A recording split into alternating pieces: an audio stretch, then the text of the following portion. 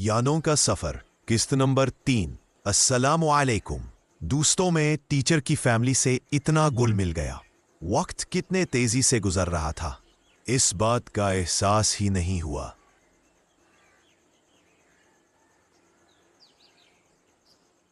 एक दिन मैं और कजन टीचर ट्यूशन का काम कर रहे थे। अचानक दूसरे कमरे से कजन टीचर का भाई निकला, जो कि अपनी बहन को लेने आया था। क्योंकि कजन टीचर को आए हुए 1 महीना गुजर चुका था, वो सीधा हमारे पास आके बैठ गया और मेरे साथ सलाम दुआ की।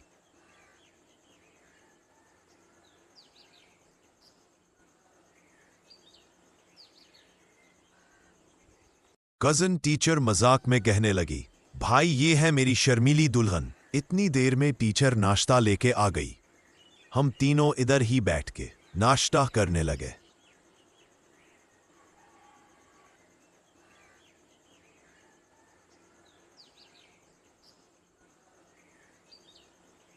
मैंने ट्यूशन का काम खत्म किया और घर वापस आ गया।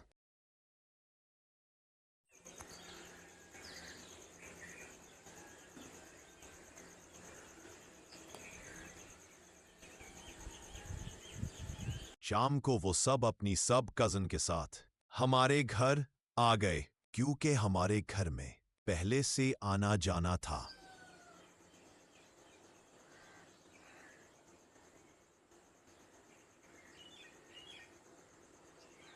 वो मेरी बहनों को बोली, आओ सब मिल के खेतों की सैर करने चले, और साथ मुझे भी चलने को कहा।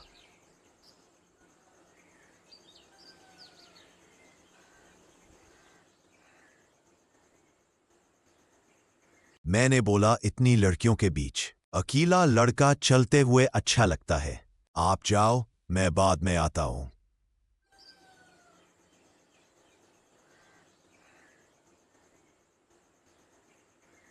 फिर मैंने साइकिल निकाली और उनके पीछे चल पड़ा। जब मैं इनके पास गया, पू कजन टीचर ने आगे होकर मेरी साइकिल रोक ली।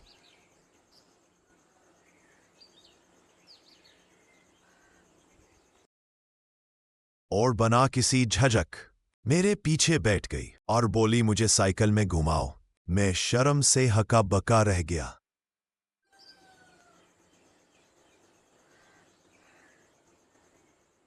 फिर मैं एक छोटा सा चक्कर लगा के वापस लोगों के पास ले आया।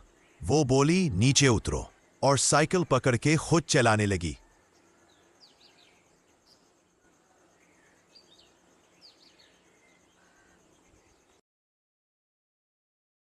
हालांकि मुझे नहीं पता था कि इसको साइकिल चलाना आता है। मैं घबरा गया कि कहीं गिर ना जाए।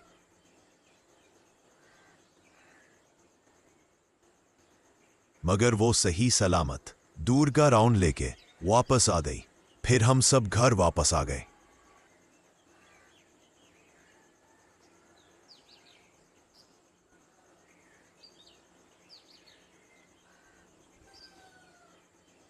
जब मैं अगले दिन ट्यूशन के लिए गया, मुझे कजन टीचर दिखाई नहीं दी, क्योंकि वो सुबह सुबह ही अपने घर के लिए रवाना हो चुकी थी।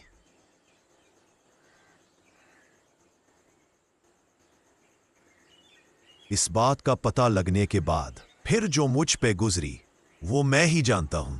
ये आधा घंटा कैसे मजीद बर्दाश्त किया।